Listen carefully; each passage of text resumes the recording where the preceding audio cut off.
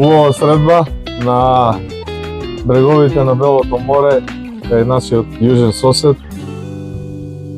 Велат дека, многу пати велат ова, дека животот пишува ромања кај нас спортските луѓе, дали од новинарството, дали од активниот спорт, од тренерскиот теснок, и релевантно пишуваат спортски животни романи.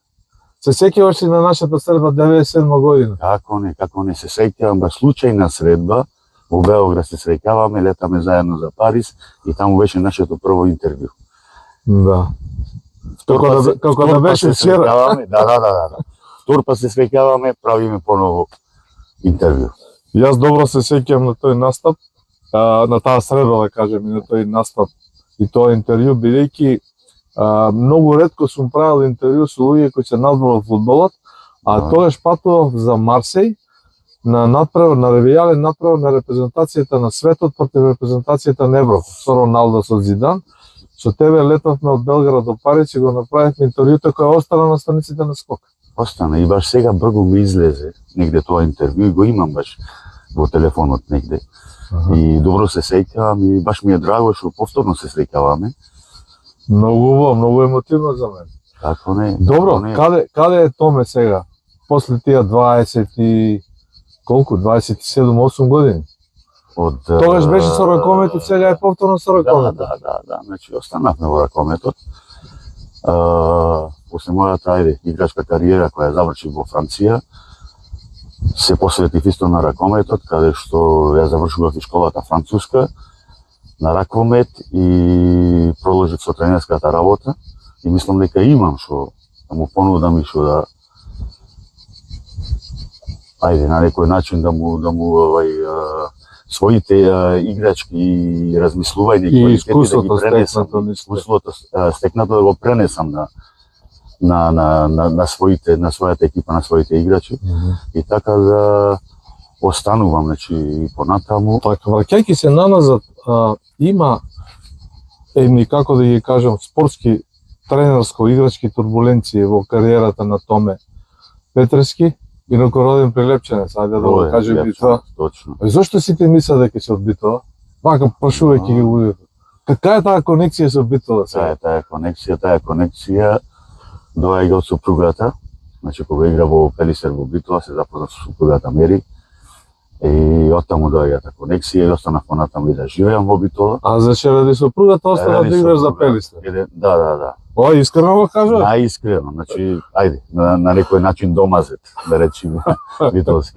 Добро. Да. Подготвувајќи се за емисијата и враќајќи се наназад, има доста, да кажам, историски податоци за Томе Петрески, вклучувајќи го и тој прв настап за македонската ракометна репрезентација на турнирот на Карпатите, декември 1993 велат податоците, а уште поинтересно е првиот официјален гол за македонската ракометна репрезентација на првото европско првенство 98 година во Италија го постигнува Томе Петрески против Унгарија во 5 минута.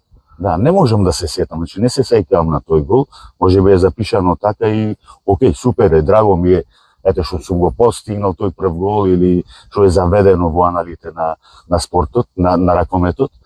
За на Карпати во еден собир бевме собрани баш таа генерација и не се знаеше, дали немаше евиденција кој го постигнал тој прв гол и како сите така кјутеа моментот, јас моето прилепското, јас го постигнав голот, мошала и остана така и Ајде да чуеме некој име од тој состав, може да се потсетиш? Како не. Значи декември 93-та. 93-та, да, декември 93-та, ајде можеби ќе сгрешам негде, значи имавме Аце Станковски, Крило, Пепи Манасков, Маринковиќ Драган, јас, Чурлевски, кој бранеше? Мислам, Петковски, Зоран Петковски и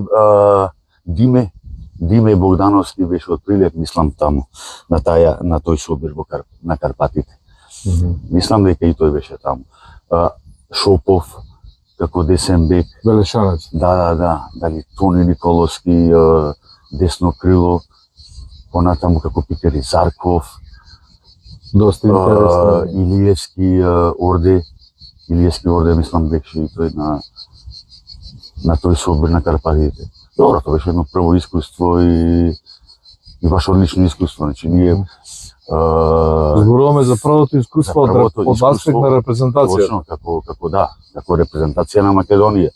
И нас ни требаше малце време да се уиграме, да се запознаеме малце подобро, за понатаму да присуствуваме и да бидиме на едно европско и на светско првенство да учествуваме.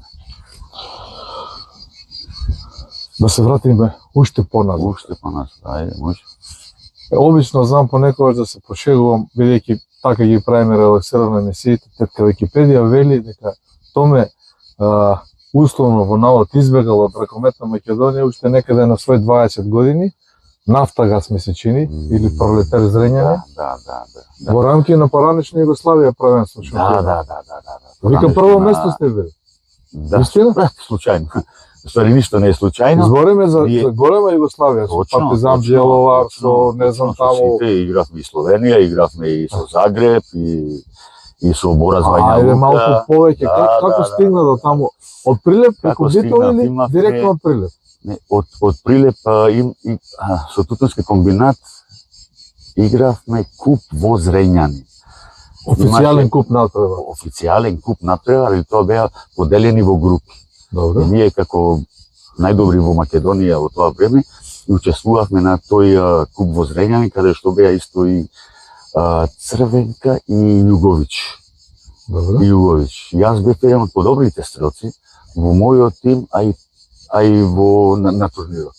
И така да тренерот Слободан Чиле Мишковиќ се заинтересира за моите квалитети, одма стапивме во контакт, макар што и на преварот против Пролетар Зрењанин ме тестираше на некој начин.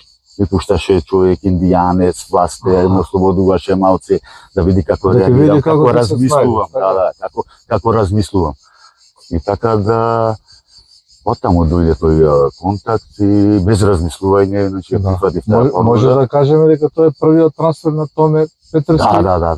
Така, професионален. Професионален. Да речеме се некој финансиски бенефит. Па добро, уште бев млад, немав некој, имам договор солиден, али далеку од тоа што... Не зборам за професионален однос, за плата, сместување, па премија, не знам.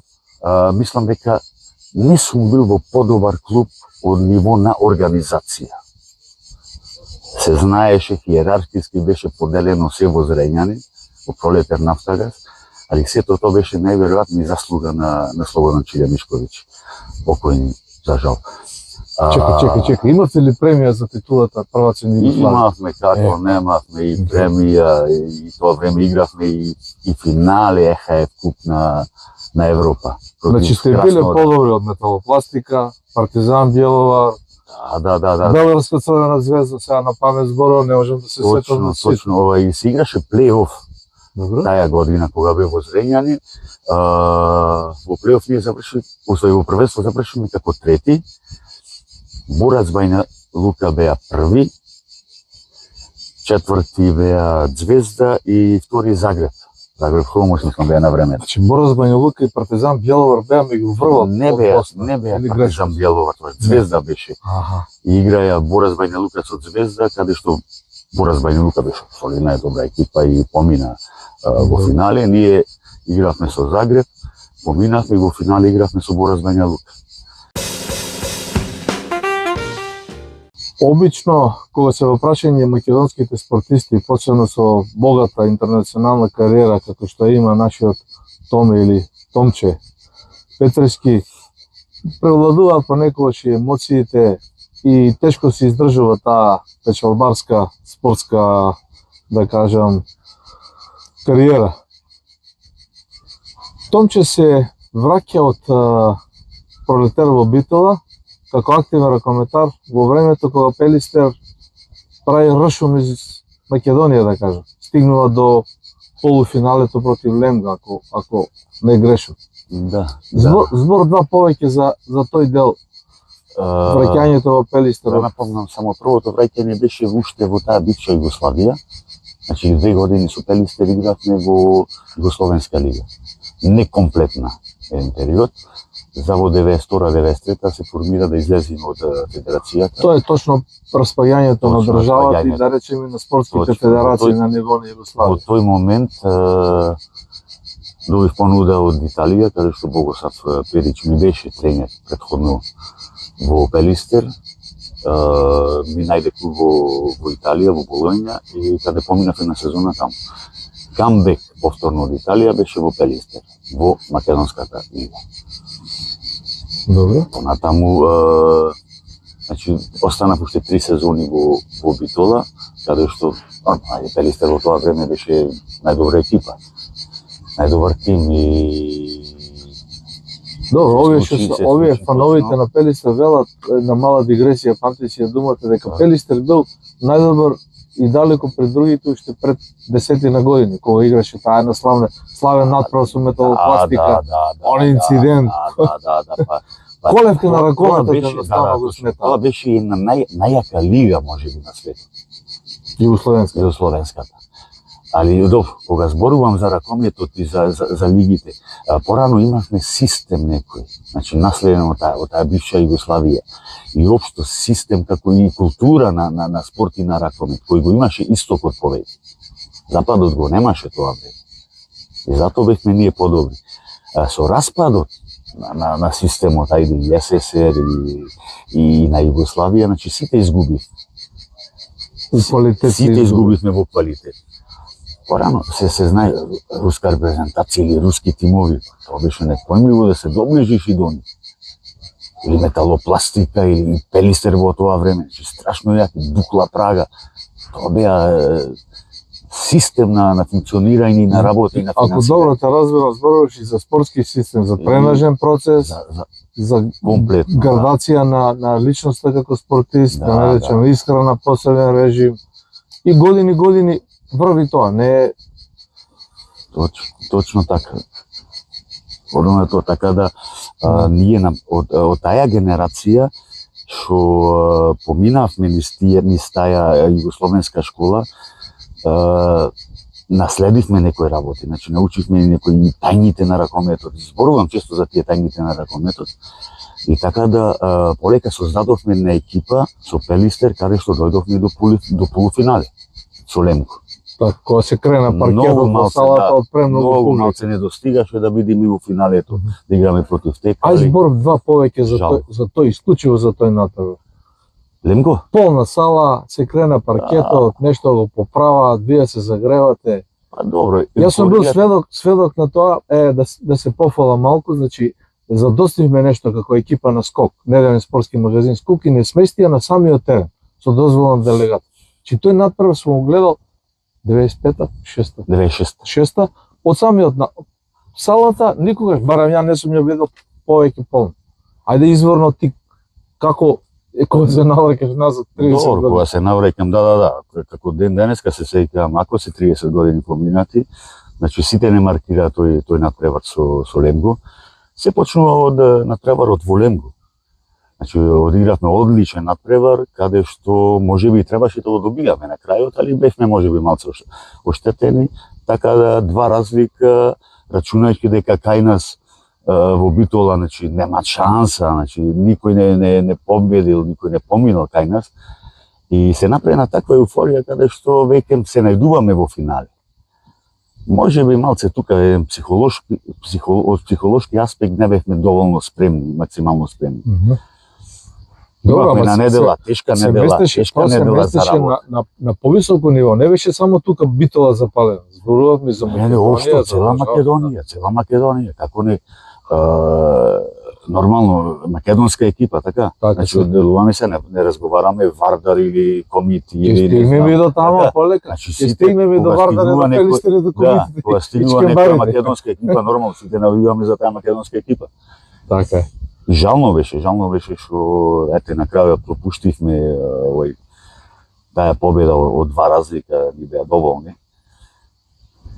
Не излезе како што посакува. Па не излезе, жално беше за цела Македонија, општо и за Битола, тоа беше ќе се правиш, имаше фешта невидена, значи. Ете, мене најмногу тоа ме погоди што ете не успеавме на македонскиот народ, ете да го задоволиме со едно финале, а и можеби ете да го освоиме тој куп во тоа време. Во тој период, вака, дружејќи се тука ова релативно кратко време на овој прекрасен брег на Егејското море, на Белото море, ми кажа дека со Боро Чурилски е почит за него, за жал покоен. Сте се читале како да го кажам? Буквар. Како буквар. Да. Немало потреба тренерот нешто да ве советува. Да. Ајде да објасниш таа малку Добро, ситуација тоа се со него. интересни ситуации Мгм. и ајде, тоа е сепак некој сенс, некој чувство на време, на простор, на момент кога се читаат двајца играчи. Стварно, значи Ама кога клучни разговараме играчи. за тоа, Клучни. клучни, значи денеска гледаме некои подобри тренери, значи покушаваат такви играчи тројца да ги соединат, да играат во иста постава. И во тој момент, значи, самите се читат тие, самите се читат и знаат во кој момент, во кое Каде време ќе- да се ќе- додели да топка, кога треба се Мгм. шутни. Добро, во тој аспект ми кажеш исто една ситуација. Перич, тренерот на Перистер, доаѓа некој надпревар, нешто лут Перик на тебе и на Боро Чурилски и на полувреме ве брка нешто со рекламам. Вистина ли е тоа? Да. А Добро, имаше А сега ве Да, брака да. нешто на висок тон Имаше, или беше како? лут, ајде, на мене што, ајде, можда промашив една-две, не се сеќавам баш најдобро и Добро. Боро не сакаше ништо да влези во игра, не почна, тактички некои негови замисли. Добро, ама Да, бил да, икона на беше тимот, лут. значи имал право малку и да реагира, како да кажам. Добро, Или- не се сложувам со тоа дека ние имаме баш право да реагираме. Мгм. Не смееме да си дозволиме такво ништо да реагираме. Наше е да одработиме тоа што е зацртано од тренерот. Значи, и јас денеска тоа го барам исто. Така. Значи, ајде, можеме да разговараме пред, потоа да се договараме за некои работи, али Така. се знае на терен, веќе си има зацртано работи како стојат и мислам дека треба само да се испоштува. Пред да прескокнеме на тренерскиот теснот, на тренерскиот позив, кој Томе веќе го работи исто подолго време и дел од таа тренерска своја кариера е направена во Македонија, во Прилеп, Битол и Кавадарци. Ако некаде грешам, јас сум фудбаломан да ме поправиш. Поголем дел е направена надвор од Македонија, во Мароко, Кувајт, во Франција најголем дел, ќе го објасниш ти тоа подобро од мене. Меѓутоа, една мала дигресија, интересно е, Томе Петрски почнал со фудбал. Да, точно, напомнам. Во Прилеп. Разговаравме, разговаравме. А од каде сега А, по ова со фудбал? Активно Со играње. фудбалот, активно, значи 2 години тренира во 11 октомври тогаш. Не во победа. Не во победа, значи значи се морам да се вратам Ама на не си мојот сакал, карактер не си сакал во победа. и на мојот карактер, точно така. Никогаш не сум сакал да одам во подобрата екипа сам да се нудам. Сум сакал секогаш да бидам да работам добро, да бидам добар и да ме побара. И од фудбалот, значи од тогаш, од тоа време, иако бев помлад, Колку Значи, години рачунам си имал дека- тогаш? има 16 години. Добро. 16 години. Се гледав себе си во спортот, дека можам да успеам и да играм и во Македонија и во иностранство. Како се префрлаш во ракоме? Како се префрлам во ракометот, школски игри, основно Тие мали бев олимписки мали игри. олимписки игри, бев во подобрите и така едноставно заврат бе фатен од тренерите на поготово Не те прашаат сакаш, не Кузмановски. сакаш, а? Па, нон-стоп, значи, стигнува до мене информација да дојдеш на ракоме, да почнеш, и така и го почнав, али несериозно во почетокот. Значи, одев и на фудбал, тренирав и ракомет, и некако ете полека останав во ракометот и самиот не знам зашто. Интересна е таа спортска психологија, тој македонски менталитет кој е позитивен, каде што те влече назад татковината, каде што те влече македонскиот спорт. Според разговорот со Томе Петрски и кај него превладува дело тоа, а зашто конкретно станува збор покрај она што веќе го кажа дека ракомет за Перистер играл бидејќи супругата битолчанка нели го сваѓамери. Има еден друг момент кој што го во размислувањето го тера томе да се врати назад, иако ќе го објасним и тоа, најголем дел од кариерата е направен надвор во странство во Франција. Томе зашто точно станува збор враќањето некаде средината на 2000-те години, 2005-2006 година? Одма морам да напоменам дека не се работи за некоја носталгија. Ако сум имал носталгија, немало ни да продолжам својата кариера и играчка и тренерска во иностранство, него чисто фамилиарно сакав да се посветам малце на фамилијата, да се вратиме во Македонија, сакав моите деца да се стекнат, да се школуваат еден момент во животот. Само на дигресија, зборуваме за Никола, синот, и ќерката Марина. За ќерката Марина. Никола е роден? Никола е роден во Битола, Марина е родена во Париз. Добре. Идејата на фамилијата беше? Идејата беше да се вратиме во Македонија, да се стекнат другарчина од школската клуб. Што ваму во Франција, во тој момент, нормално, играчка кариера, се движиме, имаме понуди од еден друг клуб, остануваме по 2 години, се забораваат тие контакти што ги имаат децата. И многу ми беше во тој момент битно децата да се школуваат во Македонија, се стекнат другарчиња од таму и така да тоа и се деси. Понатаму животот ги однесе сепак во Франција да студира таму. Исто имене враќањето во Македонија, го продолжив мојот занает како тренер, потоа бев на Косово, работев 2 сезони во Печ, во шампионот. Работев во Прилеп, Така. тогаш не беше повеќе тутунски комбинат. Значи Прилеп ракометен клуб. Овие ангажмани се поврзани точно со овој дел со враќањето на децава. Да. Па добро, нормално да јас сакав да продолжам со тренерската работа и така да прв ангажман ајде во Македонија беше во Прилеп. Понатаму имав една екскурзија исто и во Мароко една година. Враќање од Мароко во Пелистер. Од Пелистер Битола имав една година сезона во Кувејт. Така да животот денеска не знаеме каде ќе не однеси. Никогаш не сум се откажал од мојата тренерска работа. Зборуваме за тој тренерски еснав, нормално тука е потребна една едукација. Обично, бидејќи повеќе ми лежи тој дел во фудбалот, ги има тие тренерски лиценции од најниско до највисоко ниво, кои што се неминовни за да може еден тренер да го води клубот во одреден ранг на натпреварување. Како е тоа воопшто во ракоментот, да кажам, и во европски рамки, па не да не речем и во светски рамки, поврзано нормално со нашата Македонија? Што се однесува до лиценцата, јас ја почнав во Франција уште. Дојдов до завршна фаза и во тој момент беше тој повраток во Македонија, каде што уште 2 пати требаше да следам по една недела, не го дозавршив, значи на високата во Франција. И така да морав понатаму да почнам од нула во Македонија, земајќи го прв, втор, трет степен. Со сите нишани, како се одрева. За да завршиме на мастер коуч преку ЕХФ, преку Европската федерација, да завршиме мастер коуч. Мастер коуч е призната европска диплома, каде што може да работи со било која и репрезентација на високо ниво, било која репрезентација или Лига шампиони да водиш. Има еден момент каде што, да кажам, како заслуга на твојот минат труд и на твојот име и презиме во ракометниот спорт, добиваш и повик да бидеш дел од стручниот штаб на репрезентацијата. А ако не се лажам, тогаш тренер или селектор, сега ќе ме поправиш, беше Данило Брестовац.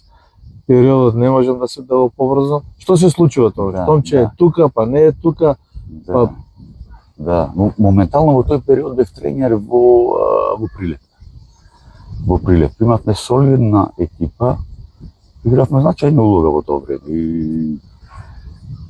И бевме и во плейофот, и во Европа излеговме. А Данило Брестовац беше тренер, а селектор беше обрван. Добро. Пошто беа двајцата во исти клуб во Шамбери, не можеа да присуствуваат двајцата на некој мораше и да работи и во Шамбери. Данил остана во Франција и Да ги испочитуваат клубските обврски. Нормално. И така да дојдоа до имав повик од разговор со Обрван, со Данило исто Брестовац, и така да го прифатив во тој момент тој повик како тренер. И одлично се сложувавме со Обрван, одлично функциониравме, одлично работев. Добре. Како заврши таа да кажам, Малце неславно заврши за мене. Зошто? Зошто, добро. Ова е малку поврзано со карактера, така ми стои од прво. Сега не знам, добро. Може и да и Со така личниот карактер, да се речи. Репрезентацијата требаше се спремна и за европска, ако се сеќам, или светско, не знам, во Полска. Добро и релевантно, голем ракометен настан. И Пласирани сме веќе таму, така? да, пласирани бевме и имав повик нормално ајде да продолжам, пошто Брестовац сепак не можеше тоа да го испоштува. Мораше да остани со Шамбери, али одма ми напомена од Федерација директорот ми напомена дека ќе работам со репрезентацијата, али нема да одам на европско првенство пошто немало карти, немало место. Ајде. Така да морав да го одбијам. Не сакам да си дозволам некој да си игра со мој авторитет поготово. И не дозволив. Потоа прифатија, па не можевме да се договориме за некои минимални средства и така да не прифатив да одам во тоа време да продолжам со репрезентацијата. Тоа останало како прв и до сега единствен контакт, обид или не обид, работа со репрезентацијата во кариерата на... Да. Тој беше прв и последен. И не знам, понатаму нормално може би луѓето од репрезентација, од федерација не рачуна на мене, мислеа дека сум некој карактер лош и не го прифатија моето недоаѓање на тој суд.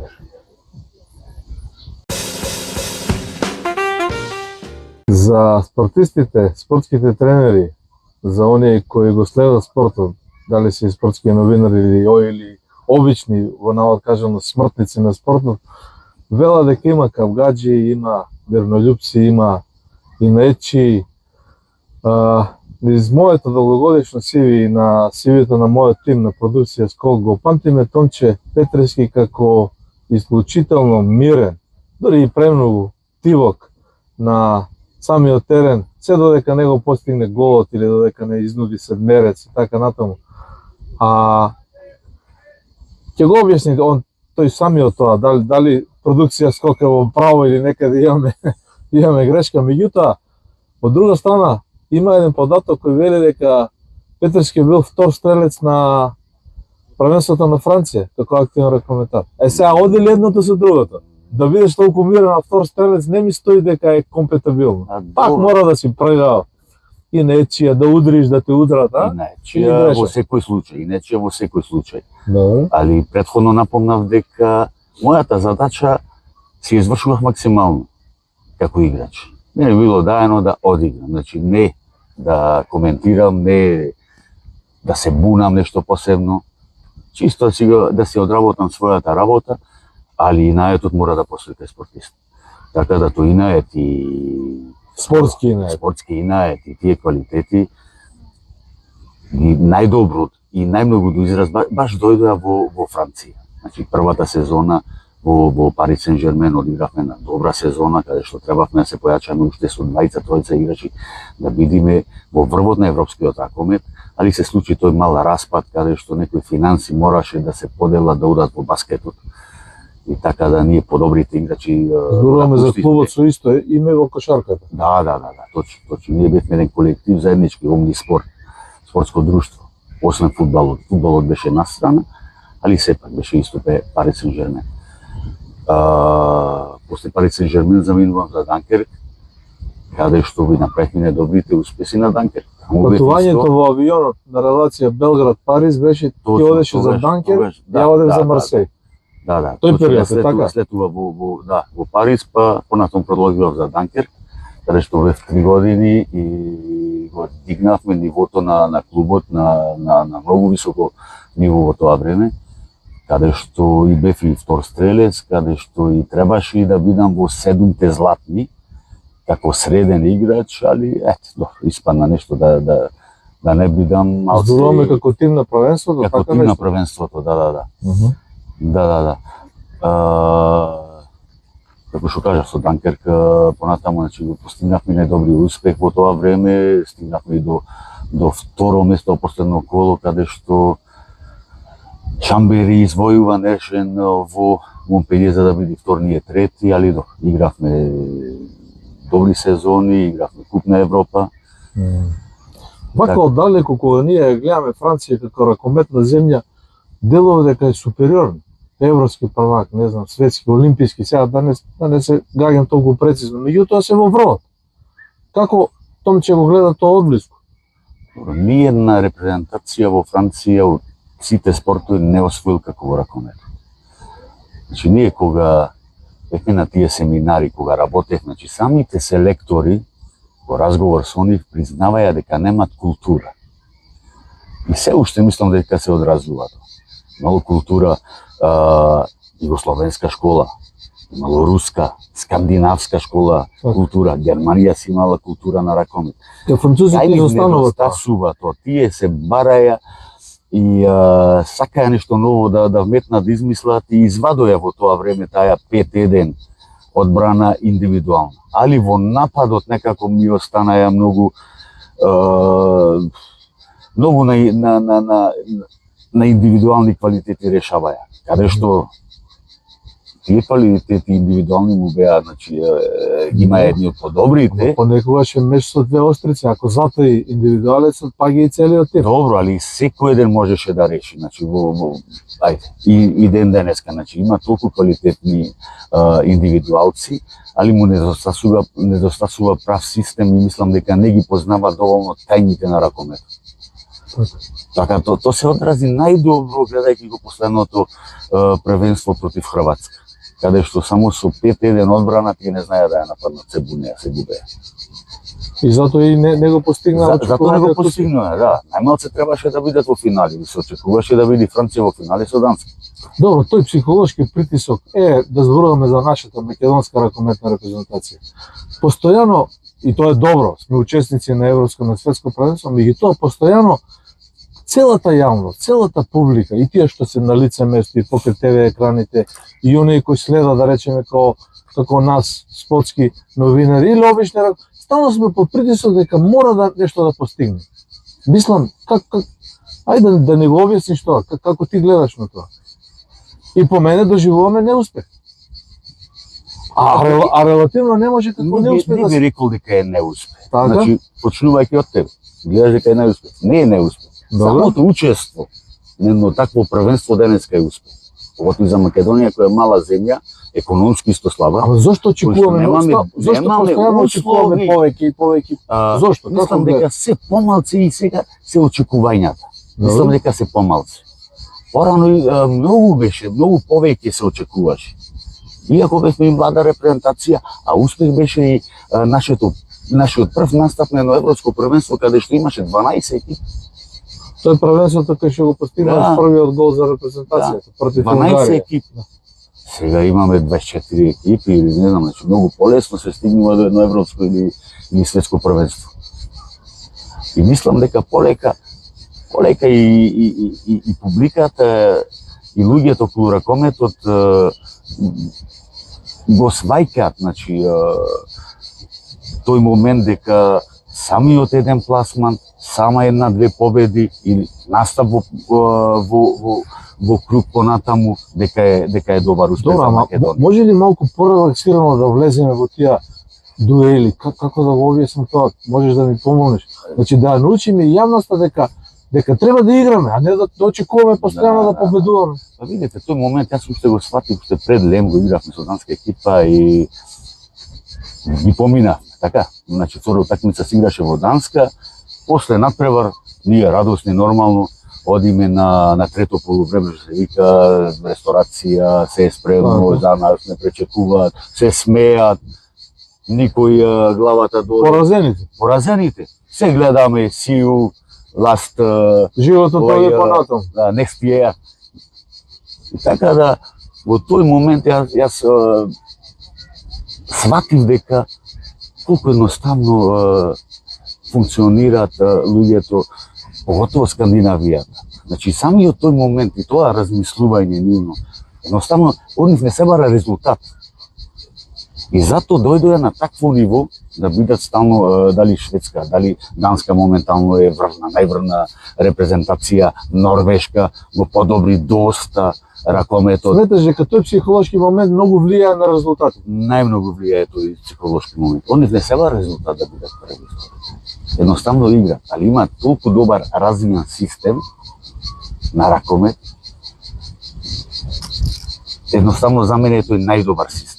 Значи денеска иде постојат два системи, да речам, што се најактуелни, имаш тој шпанска школа, шпански систем, некој што се игра трчање со повеќе со топка напаѓање и игра без топка што го практикуваат најмногу скандинавските земји. Како ние како Македонија и како македонци да го научиме тоа, да се ослободиме. Еве јас зборувам за оние кои го сакаат ракомет, некои се активно вклучени. Еве, гледаме ракомет, да не очекуваме мора да влеземе, не знам, у четвртфинал. Зошто мора да влеземе? Најрастеретени би биле кога не би го очекували. Би го растеретиле и селекторот, би ја растеретиле федерацијата и актерите на надпревара. А мислам дека одиме и на добар пат. Значи, ајде, Кире беше критикуван дали не зел овај играч или онај. Зборуваме за селекторот Кире Лазаров. Кире Лазаров, верувате дека знае што прави, знае кои играчи му треба, кој може да даде, може би не одма, али веќе се створи една репрезентација која што може, значи верувам и сигурен сум дека може да се носи со повеќе од половина од Европа. Затоа што повеќето и немаат систем. А Кире изгради систем и во Алкалоид. И единствен што игра некој ракомет, каде што се напаѓа без топка, ширење, правилно, каде што секој си го знае своето место. Тоа е негов новитет, сакаш да кажеш, во таа ракометна тактика, да кажем, или стратегија, како да ја одеш. Точно, тоа е стратегија. Најмногу е стратегија, значи има одбрано добар систем на работа, тој систем гарантира резултат. Еден Пари Сен-Жермен, еве да се вратиме во фудбалот. Еден Луис Енрике. Со помалце познати имиња, значи наметне една стратегија, еден систем кој му гарантира добра игра. Само треба да се испоштува. Треба да се истрае во тоа. Треба да се испоштува. Тие го испоштуваја, стигнаја каде што стигнаја и Кире Лазаров стигна, таму каде што стигна и со Алкалоид да види првак на Европа. Да одмориме уште малку и да видиме кај е Тонче Петрски во целата таа комбинација околу репрезентацијата, со целото него сиви искуство. Ајде. И веруе, јас не сум ја пречкртал таа репрезентација, сигурно ми било драго да се вратам некогаш и да бидам во таа репрезентација и сигурно ми помогна во таа репрезентација. Зборуваме сегашниот актуелен момент со нашиот ракометен наси селектор Кире Лазаров. Или во некоја помлада селекција, ги имаме јуниори, кадети, не знам. Како не, добро, имаме и добри кадети, кои што последново првенство, ајде нешто можеби не се одигра најквалитетно, претходно имаја добри настапи. Значи имаја добри настапи, што значи дека иднината на ракометот во Македонија оди во нагорно ниво. Се надевам дека ќе се одржи тој систем на работа. Значи, Кире Лазаров како селектор наметнува еден систем на работа и во пониските категории. Навраќајќи се и малку поназад како активен ракометар, оние кои го следат ракометот и кои се будни посматрачи на овие значајни случувања и да речеме на ракометните индивидуи во македонскиот спорт и ракомет, знаат да кажат дека секогаш кога Тонче Петрски влегувал во игра, бил мотор, го покренувал тимот на подобро, на пресврат на резултатот, на изнудување седмерец, на исклучување 2 минути, и така натаму, иако тоа е едно мое видување, иако малку ми бледе, нели времето ќе го прави своето, никогаш не сакал да се премногу експонира пред ТВ камерите, дури и како тренер на тие пресконференции кога доаѓаше во Пелиста, беше промовиран. И интересно е што на целото негово искуство, на целото ово CV кое трае повеќе од 30 години, низ цела таа да кажам ракометна Европа и низ сите овие видувања, можеби дека и мислам дека македонскиот ракомет не го користи тоа доволно. Не значи тоа дека треба да биде на некоја челна селекторска позиција, ајде да бидам дециден и јасен, да не речам и председател на федерацијата. Не, меѓутоа немаме ни премногу такви луѓе за да останат на страна. Томче, во е малку поврзано и со карактерот, и ја имам мој карактер, сите ние сме нели луѓе каде што некогаш правиме погрешни чекори на штета на самите себе. Едно твое видување ова, мислам, го имаш CV-то, го имаш знаењето, го имаш минатиот труд, го имаш името и презимето. Ќе се навратам на функционирањето на Пролетар нафта Зрењан. Кој што спомнав претходно, дека најдобро функционираше за да имаме и успех. И знам како треба да функционира еден клуб. Зборуваш за шампионската генерација во рамките на поранешна Југославија. Точно така. Значи, од таму не е идејата, значи тоа е искуство некој што сум го поминал во Зрењани и самото тоа искуство, значи не како тренер, зборуваме се како тренер понатаму, размислувам на повисоко малце ниво како треба да функционира, значи еден клуб. Кај мене, не само и кај мене, и често кај тренерите, и во Југославија, и во бивша Југославија, да речеме и во Европа, најголем проблем се да се убедат председниците. Председателот на клубот. Председателот на клубот да стои за тренерот. Тоа е најбитниот фактор. Тука зборуваме и резултатски и финансиски, така? Точно. Не стоиме за секој тренер, али стоиме кога еден клуб, значи бара тренер, значи мора да знае кој тренер го сака, што работи, како работи, кој систем го има на работа. Кога ќе се одлучиш ти за некој тренер, ти не можеш после 2-3 месеци да му речеш, да му кажеш, не сум задоволен или не постигна очекувањата. Значи очекувањата на еден клуб може да бидат нереални. Значи тренерот најдобро треба да ги познава тие очекувања, али за резултат, значи мора да помине известно време, тренерот да си состави према можностите од клубот, да си состави екипа, па да одговара, да речеме, за некои резултати. Кај се парите во оваа игра? Тој буџет на еден ракометен клуб? Најбитен фактор се парите и условите. Ние денеска имаме некои средства, али најмалце водиме рачун за условите. Немаме климатизирани сали. Немаме доволно услови се уште за некој врвен ракомет. Освен ајде сега моментално Вардар видовме дека со доаѓањето на Самсоненко има максимални услови, Барселона нема такви услови. Па видовме до кај дојде. Така? Че едното си го носи другото. Си го носи другото, значи се оди заедно. Министерството за спорт одделува солидни средства, али мислам дека распределувањето е малце погрешно. Значи сум видел и сум искусил едно такво финансирање исто и во Кувајт, каде што државата, значи на секој клуб му доделува иста сума, исти средства. Со тоа што линеарно да кажем, значи на сите исто. Значи сите сме нивни деца, така на сите исто му доделуваме. Сега ако си ти подобар, освоиш прво место, второ, трето, имаш премија плюс нешто, добиваш. Од држава. Али средствата не беа доделувани на клубот директно, него федерацијата бараше од клубот да му достави список на играчи од 7 играчи, пример, прва категорија, втора, трета. Добро. Првите добиваја по 2000 пример евра, првата категорија, втората по 1500, 1000 третата категорија. Чекај, директно од државата ги добива? Директно на од држава. сметка играчите одеа. Тоа е. Не одеа во клубот. Добро. Значи нема тука манипулација на Мислиш дека ова е манипулација на директно средства. стимулирање на ракометарите? Директно и да се заштитат сигурно. Може би. Од клубот да се заштити. Од понатамошната прераспределба на парите, да кажем. Така? Точно. А првиот буџет нормално мора да доаѓа исто од клубот или градот. Значи тоа и сум го зборувал и порано. Еве во Франција на пример првиот буџет или големиот буџет иде од општината. Значи ние прво како спорт Без оглед дали е поголем град, помал град, Без среден оглед. град, за француски услови збор. без оглед.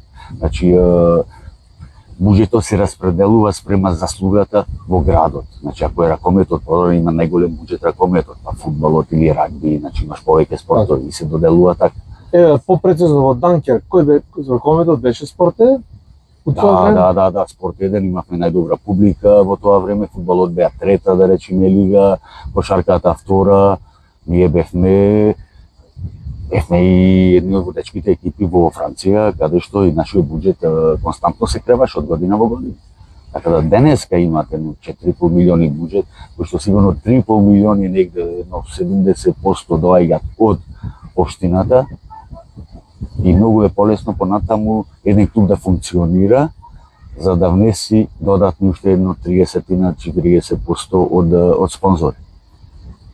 Да го затвори буџет. Да. Никогаш не се затвора, да речеме, тој буџет, ностоп стои отворен, али имат основа, база од општина. Лека полека ракометниот леци да се врати дома на домашен терен. Малку да го прашаме Томче и за неговото гледање и видување. А и Франција не е толку далеко од Македонија. За она што се случува во македонскиот ракомет. Веќе имаме некое здраво ревалство. Скопје, Битола, Вардар, Пелистер, Алколуите, Пандан, веќе на овие два клубови резултатски. Моје гледање е дека според бројот на гледачите публиката е далеку зад Шкембарите и Комитите, меѓутоа мој потребен тука се не знам Тиквеш, Кавадарци, Охрид, добар клуб, Бутел, Пролет, да не заборавам некој. Како ти гледаш на тоа? Од тој аспект?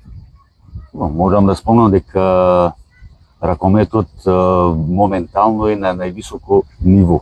Никогаш не било толку високо ниво на тимовите. Имаме големо ривалство. Пелистер, Вардар, нормално, како и во секоја земја има ривалство, има дерби над превари. Публиката го прави интересен над преварот. Ма не може без публика. Колку и да са, извиниме, памти си думата, агресивни, темпераментни, дури да прават и поречни чекори, не може без нив. Како да кажеш? Се игра за публика. Така. Така да не можеме без публика. Само нека завршува се без инцидент. Сега, Шкембари, Комити ќе се викаат едни на Нека други. си навиват, нека си вика секој на свој начин, тоа е нормално кај нас. И треба да се навива. И не сме да се застани со навивање. Само да се завршува без инцидент секој направа. Јас мислам дека лека полека го привршуваме овој наш разговор. Овде во ова, да кажам, убавен амбиент.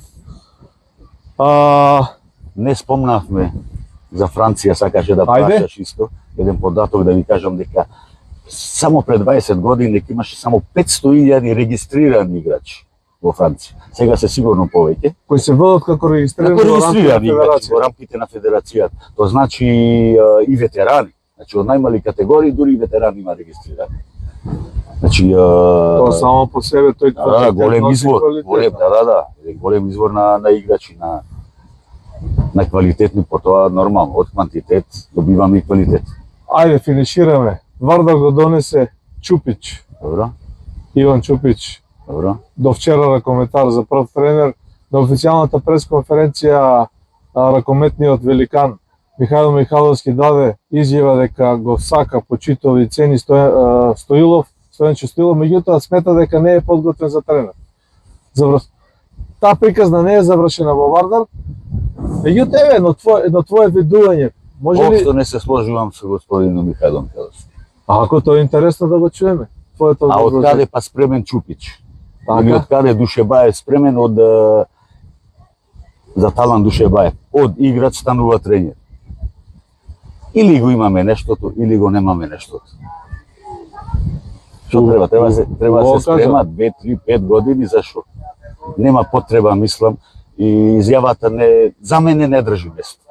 Значи, можеше некој друго изминување да побара господин Михалевски, али не ова. Сметаш дека Стилов може да го преземе кормилото на Вардар? Што да не може. Значи, тој беше кариката и на тој Вардар кој освојуваше. Тој беше главниот фактор. Значи, среде екипата, на теренот, исто надвор од теренот. Икона. Икона. На семинар во Србија, баш Девис го прашав, имаше излагање Девис, дали мислиш дека Вардар со истите играчи, со истите услови што ги има да беше во Франција екипата цела составена или во Германија, дали ќе освои? Дали ќе размисли? Убаво прашање, ќе размислам за тоа и ќе ти одговорам. Али мислам дека ова поднебие нашето или етето Скопје или Пелистер што го нуди, таа еуфорија што се прави, начин на живот, начин на препознавање на тие спортисти, тоа го нема нигде. Тоа го нема нигде. Ајде да завршиме со Пелистер и со Битола. Нели, како рече, ради господја Мери си играл за Пелистер. Па не ради господја Мери. Не ради господја. Пато Добро, ова каже дека се живот да, 30 години заедно. Таму се запознавме. Таму се запознавме во Битола и како млада, да, јас тогаш имав и една понуда во Италија, каде што на брзина испана сето тоа во ден-два се пакуваат куферите и се заминува за Италија. Пелистер го победи Вардар во борбата за титулата. Титулата ќе остане на година во Битола на широк сокак. Добро. Што вели Томче за наредната сезона? Во игра се за мене 3 екипи за првото место. Значи да не го исклучуваме Алкалоид, кој што има свој систем на игра. Тие имаја проблеми со повредени клучни играчи, али не смеме да го исклучиме, тука може и да се приклучи малце и Охри, што не верувам дека. Сепак е прва сезона на новиот тренер, создава нова екипа. Да, буџетот не е спорен некогаш буџетот, некогаш сака и време малце. Значи 4 екипи во борба за титула. Сигурно.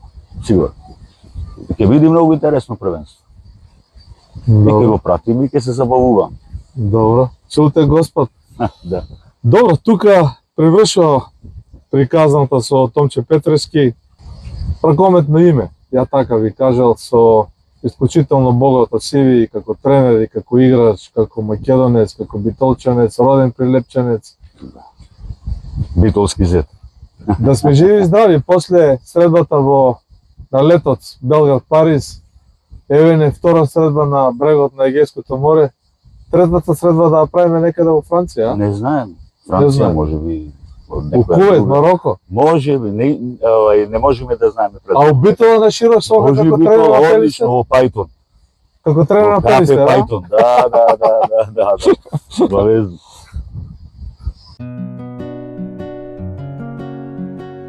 Секој од нас скопне да биде безбеден. Надежта е она што не води, а сигурност е она што ни дозволува да зачекориме. Тоа е раката што не држи цврсто и гласот што вели не си сам. Вистинската сигурност не е во ѕидовите, туку во луѓето. Во довербата, во заедништвото. Веќе 80 години чекориме напред, сигурни заедно. Македонија осигурување Виена Иншуренс Груп.